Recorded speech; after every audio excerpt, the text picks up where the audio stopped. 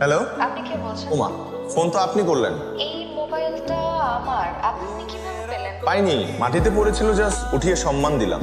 আপনি এই ফোনটার মালিক এটা আমি কিভাবে বুঝবো? মোবাইলটা যে আমার সেই প্রমাণ দিয়ে নিব। আর মোবাইলের ওয়ালপেপারে তো আমার ছবি আছে। ফোনটা নিয়ে আমাকে উদ্ধার করুন। ধরুন, একটা জড় বস্তুর জন্য এভাবে ফিরে আসলেন। এটা যে আমার ফোন কিনা নিশ্চিত হবেন না?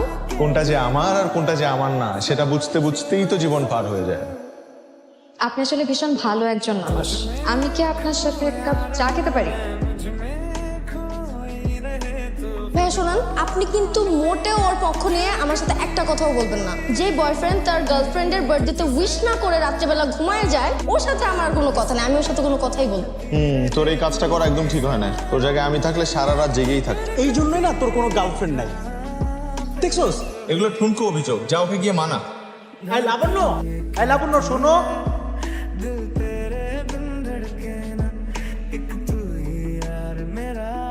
কেমন আছেন? ভালো। আপনি এখানে? এক বন্ধুর সাথে আসছিলাম। ও হচ্ছে গার্লফ্রেন্ড সামলাতে আসছে। পোলাপাইনের যে সাহস, নিজেকে সামলাতে পারে না, কিন্তু গার্লফ্রেন্ড সামলানোর মতো দুঃসাহস দেখাতে কার্পণ্য করে না। আপনি তো মনে হয় এসব খুব ভালো সামলাতে পারেন। আমি এই দুঃসাহস দেখানোর সুযোগ পাইনি বা করিনি দেখি আমি আজকে সিঙ্গেল। আচ্ছা, আপনাকে দেখলে বা আপনার ব্যবহারে তো একবারও মনে হয়নি। Very bad. কাউকে দেখে এরকম জাজ করা উচিত না কিন্তু। আসছি তাহলে। হ্যাঁ হ্যাঁ, ঠিক আছে, থ্যাংক ইউ। শুনুন, জি। আপনি তো মনে হয় আমার কাছে একটা ট্রিট পান। চলুন আজকে আপনাকে তেহারি ট্রিটটা দিয়েই ফেলি।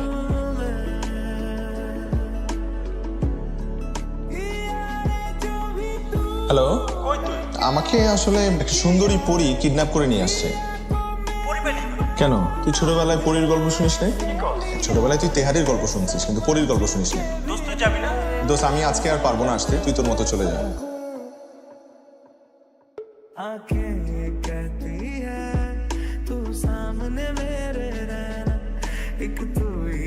সময় বয়ে যেতে থাকলো, আমাদের কথা বলাটা বেড়ে গেল দিন থেকে। মন ভালো বা খারাপ হলেই আমাকে জানাতে নিল, আমিও জানাতাম। তবে বুঝতে পারছিলাম একে অপরের প্রতি টানটা বেড়ে চলেছে, শুধু মুখের ভাষায় প্রকাশ করা হচ্ছে না।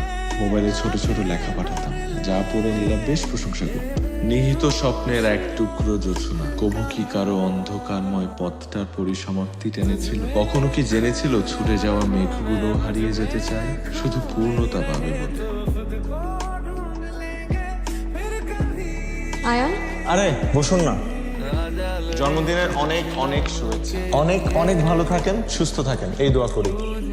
ধন্যবাদ। আপনাকে কেমন যেন লাগছে। না না, আমি ঠিক আছি, তেমন কিছু হয় নাই।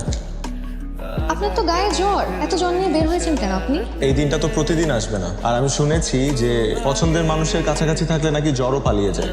এসব অদ্ভুত কথা যে কিভাবে মাথায় আসে আপনার। উইশ তো করেছেনই, এবার চলুন। তার আগে এই কেকটা তো কাটুন, অধমের একটা মাত্র ইচ্ছে তো অ্যাটলিস্ট পূরণ করুন।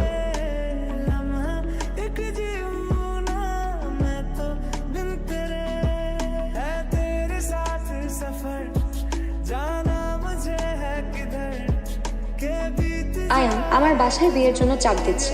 কোথায় কোন আমেরিকার প্রবাসী ছেলে ডাক্তার রিয়াপুর বিয়েতে দেখে পছন্দ করেছে। আমি বাবাকে অনেক কষ্টে রাজি করিয়েছি, কিন্তু তুমি তো কোনো গুরুত্বই দিচ্ছ না। আয়ান, এইবার অন্তত বাসায় আমার কথাটা বলো। বাবার ভয়ে যদি এরকম আজীবন চুপচাপ থাকো তাহলে কিন্তু পস্তাতে হবে। ঠিক আছে, শুধু একটু সাহস সঞ্চয় করছি, আমি আজকেই বলবো।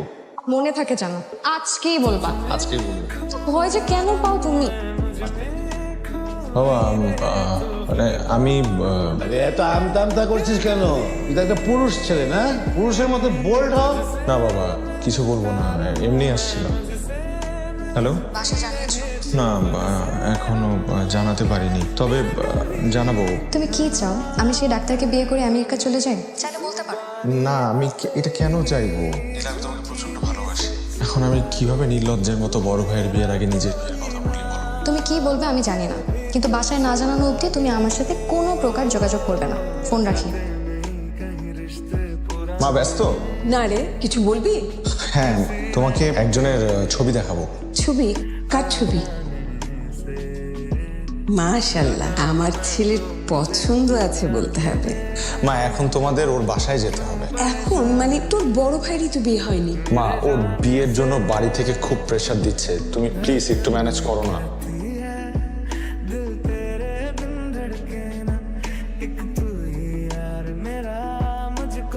আপনি কি?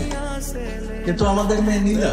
না না, আপনাদের কোথাও ভুল হচ্ছে। ও নীলা না। দেখুন, আমি আপনাকে বিয়ে করতে পারবো না, সরি। তোর মেয়ে মানে? এই বস এখানে। শোন, তোর ভাই জিয়ান ও এই মেয়েকে পছন্দ করে। আসলে আপনারা কিছু মনে করবেন না, আমার ছোট ছেলে আয়ান ও একটা মেয়েকে পছন্দ করে যার নাম নীলা। আমরা যে এখানে আসবো জিয়ানের বউ দেখতে, এ ব্যাপারে কিন্তু ও কিছুই জানতো না। ও আসলে হয়তো ভেবেছে যে আমরা ওর নীলাকেই দেখতে এসেছি।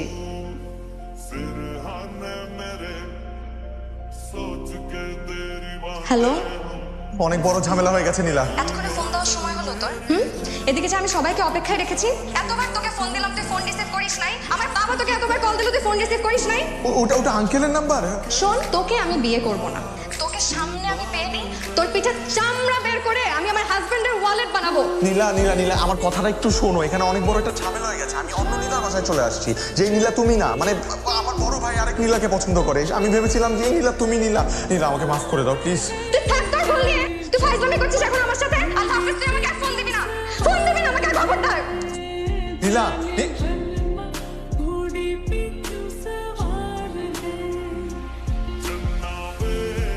এত বড় ঘুমটা দিয়ে রাখলে তোমার এই সুন্দর মুখটা আমরা দেখবো কিভাবে? ঘুমটাটা একটু তোলো। আমরা আসলে কখনো কোনো মেয়েকে কপালে 2 টিপ পড়তে দেখিনি। আব্বা। আব্বা? আপনাকে আব্বাই বলি। আসলে হয়েছে কি জানেন, আমাকে সবাই বলেছে বিয়ে ঠিক হওয়ার পর থেকে কপালে 2 টিপ পড়তে, এতে নাকি স্বামী আর পরবর্তী বংশধরের মঙ্গল হয়।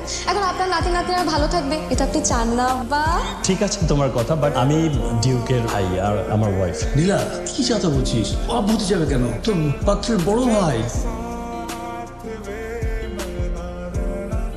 আপনার লজ্জা করে না? বয়স্ক একজন লোক এত ছোট একটা মেয়েকে বিয়ে করতে আসছেন। আপনারা কি শুরু করছেন? আমি পাত্র না, আর পাত্রের বাবাও না। ভাই সাহেব, আপনারা? সরি, আমাদের আসতে একটু দেরি হয়ে গেল। আপনাদের দেরি থেকে তো সবকিছু গুবলেট হয়ে গেছে। সরি বাবা। কোনো সমস্যা নেই, এই চল।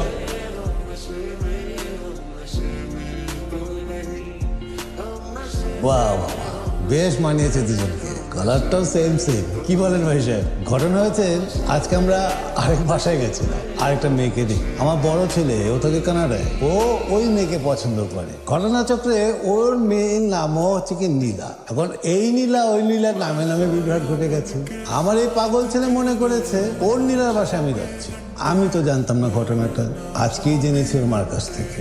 ভাই সাহেব, তা এখন মনে হচ্ছে আমার বড় ছেলের আগে এই পাগলটাকে বিয়ে করাতে হবে, যদি আপনার সম্মতি থাকে। নিশ্চয়ই নিশ্চয়ই, আমার মেয়েটাও তো আপনার ছেলেকে খুবই পছন্দ করে। আমরা আজকেই এনগেজমেন্টটা যদি আরে পাগল, আমরা যে আন্টিরা এনেছিলাম, আমরা তো ওই নীলাকে পরিয়ে এসছি। এখন তো আন্টি নাই। কোনো সমস্যা নেই, শাশুড়ির আন্টি তো বৌমাদের জন্য। আঙ্কেল, আপনি যদি পারমিশন দেন। হ্যাঁ, অনুমতি আছে। এটা তুই আজ আমাকে যে মাস্তানা বোধ করলি, তোর খবর আছে। একবার বিয়েটা হোক, পালানোর জায়গা পাবি। বাসর রাতে আমার হাত থেকে কেউ তোকে বাঁচাতে পারবে না।